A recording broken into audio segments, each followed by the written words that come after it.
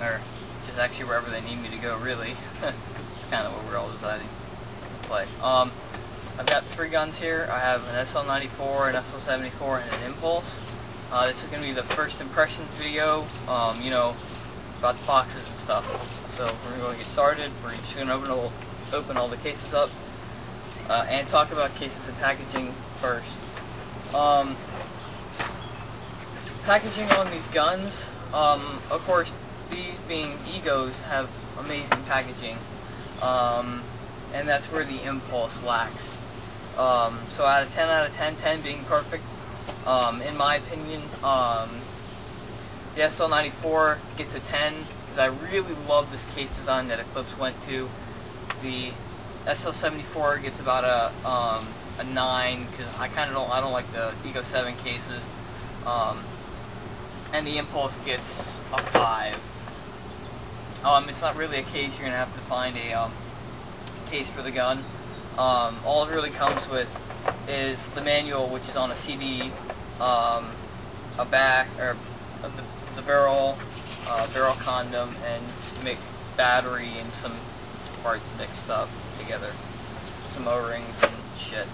Whereas with the Egos, you know, you've got this huge roll of O-rings here, spare screws,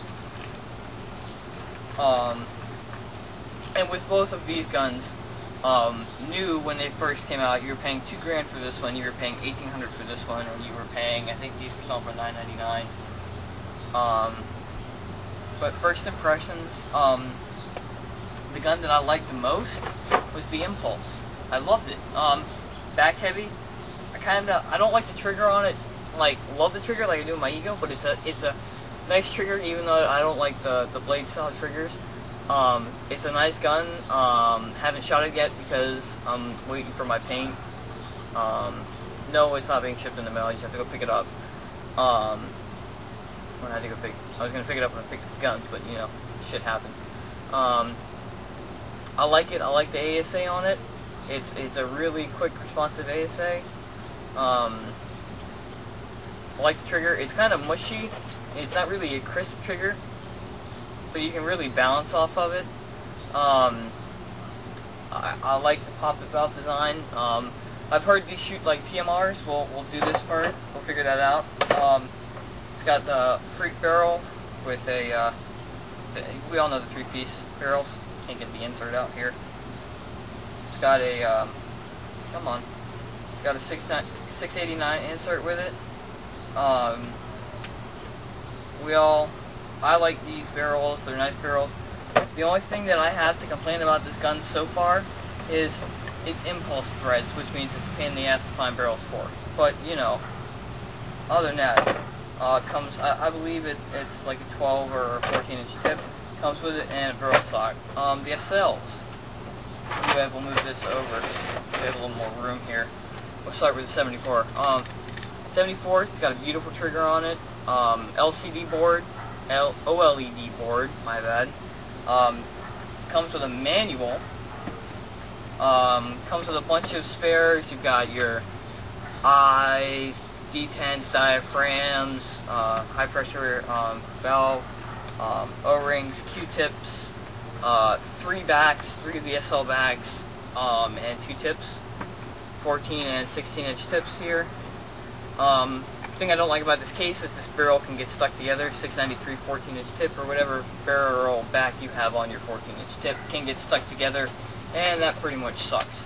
Other than that, it's a really nice case. My pins have broken since I've had this gun for a while.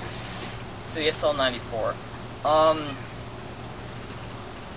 This is 0.05 ounces lighter than the 74 is, which really isn't too noticeable in the hands. This one the serial number on this one happens to be 740, or no, 1,740. This one's like 600 and something. Again, in packaging, it comes with lube, nice bottle of Eclipse e-oil. Mine also came with e-oil. Mine just happens to be up in my room. Comes with, like I said, spare screws in here, O-rings, You know, basic spares. Comes with a trigger, a classic brake style trigger, your fixed LPR cap, your high pressure valve, and your auxiliary port. Obviously the low pressure valve is in this gun, as should be with every SL, because the low pressure valve is just so nice on these guns. Also, he's got an O-ring in here. Wow. Basic overview of the SL, like I did with the Impulse. Both of these SLs are, you know, on par with each other. Gonna have to wait till I shoot it. I like the ergonomics and feel of the 74 over the 94, and I don't like what they did with the trigger on the 94. It's kind of bad at the bottom. But, I mean, you know, that's just a trigger. That's no real big deal. Also, the overall gun is thinner on the back. It's milled a little more than the 74 is. This one's dirty. Sorry guys, I'm particular about clean guns. The LPR is actually a lot smaller. If you actually went and put this LPR valve, or LPR, on this gun and put the clamping feed neck on there, went through and switched the ZIG-2 and Cure 3 on it, this gun would be as light as the SL94. I like the trigger. Both of these have the OLED boards. I'll show you that. Let me turn this one on. This one is sound, which I love this board. Eclipse's best board. This is an Ego 8 board. Both of them have the LEDs. This one has a speaker, which if you put it in training mode, you can actually hear the clicking. So, also with all Egos, it's got the bolt. So it's finally the nice day, and I've been waiting so I could do this video of the SL, of the first impressions videos. Right now, overall scores, I'm going to score this because I feel like it.